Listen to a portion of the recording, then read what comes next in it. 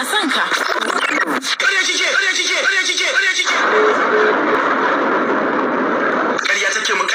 Ƙarya take mun. In tambaye ka, tsakanin maza da mata, su waye suka fi sanin me soyayya kuma suka fi iyata? Me? A? To wai su mata ma me suka sani? Banda shirme, mu maza mu muka san so. Soyayya a kallon farko ba a wajen kowa aka samu ba sai a wajen mu. Mu ne muke fadawa san mace da kallon farko. Mu ne muna kallon yarinya ba tare da wani dogon tunani ba muke bude baki kai tsaye kawai mu ce mata muna santa. Mu mukan yi ƙarya akan ƙananan abubuwa. Wannan ba wata tsiya bace. Amma ita ko wannan yarinyar tun farko sinki ƙarerayi kawai take shakka namu. Na ɗauka duk wani jan hankali na da ta saboda so ne.